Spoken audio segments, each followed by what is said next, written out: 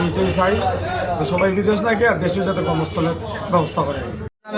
এখানে সুজন মিয়ার দোকানে এক নামে সবাই ছিল সুজন মিয়ার চার নাম আছে। 2004 সালে বড় স্বপ্ন নিয়ে দুবাইতে গিয়েছিলেন পলাশ ইউনিয়নের 111 গ্রামের বাসিন্দা সুজন মিয়া। সেই স্বপ্ন কিন্তু দুবাইয়ে রয়ে গেছে। তিনি দুবাই থেকে এসে পলাশ বাজার একটি চায়ের দোকান দেখেন। এই অঞ্চলের যে গাভীর যে দুধগুলো আছে তার জন্য এই পলাশ বাজারটাই কিন্তু চায়ের নির্দিষ্ট এলাকা। ওই এলাকায় উনি একটা চায়ের দোকান দিয়ে কিন্তু এখন স্বাবলম্বী হয়েছেন। আমরা কথা বলবো সুজন মিয়ার সাথে। আমি দীর্ঘদিন যাবৎ দুবাইয়ে ছিলাম, তো ওই জায়গা থেকে কোনো কিছু করতে পারি না।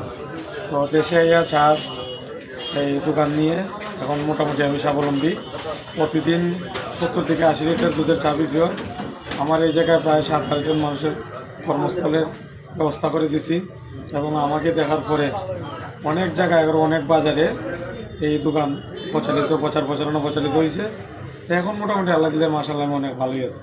যেমন সুনামগঞ্জ, বরসরা, তাহিরপুর, এই বিভিন্ন জায়গার থেকে মানুষ মানে আসা যাওয়া হাফ টাউনে এখানে বসে রাস্তা কান্ত তো চা বসে। আর এটা তো প্রতিদিনই মানুষ সকালে যে পর্যটক টাঙ্গার ওরা আসা যাওয়া করে না, সবাই এখানে ব্রেক করে আমরা চা খায় বা আসা যাওয়ার মধ্যে তারা এখানে ব্রেক করে। বা এইরকম যদি আমার মতো কোনো আরও 2-4 জন এরকম একটা উদ্যোগ নিয়ে যেমন আরও 10-20 জন কর্মস্থল হয়, তাই এলাকা মোটামুটি উন্নত দিকে যাই। আমি চাই যে সবাই এমনি ব্যবসা বাণিজ্য তো অনেক ভালো জিনিস, সেটা তো সবাই যদি এরকম ব্যবসার উদ্যোগ নেয় আশা করি এলাকা উন্নতি। আর আমরা এলাকা তো মোটামুটি প্রতিদিনই পর্যটক ঢুকে কম বেশ ঢুকতেছে। খামারের তো জ্ঞানী এলাকা তো বিভিন্ন জায়গা তো খামার আছে, ওরা তো আমদার দ্বারাতে ওরাও খামার বা পয়লা 2-4টে আসছিল, ওখানে তো অনেক খামার, বর্তমানে অনেক খামার আছে। ওরা দৈনিক কান্না দুধ বাজার আরও 10-20টা দোকান আছে আমরা দেখা থেকে, তো দেখা যায় অনেক দুধ তো আমরাই এটি ডেলিভারি দিই।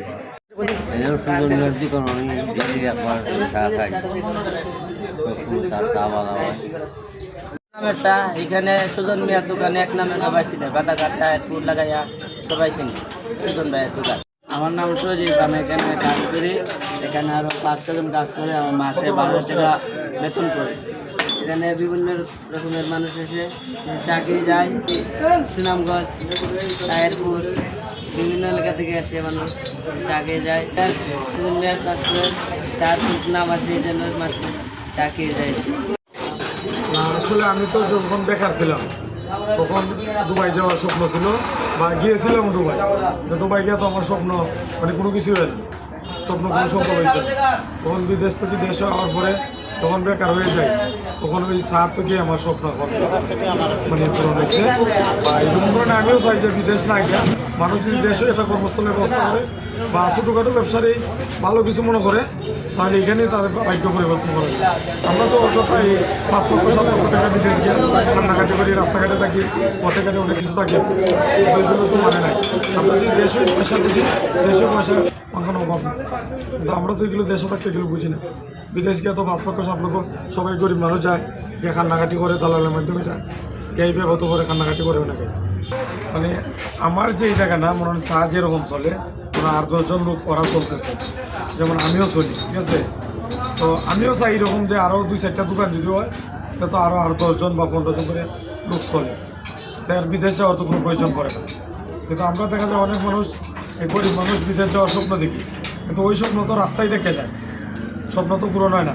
দালালের মাধ্যমে যাই, যা দেখা যায় আমরা অগাধ অনাটের করি, আনা খায় আনা বয়ে থাকি। কিন্তু আমিও একবার বিদেশ গিয়েছিলাম, কিন্তু আমার স্বপ্ন তো দুবাই রয়ে গেছে, আমার স্বপ্ন তো কোনো সফল হয়নি।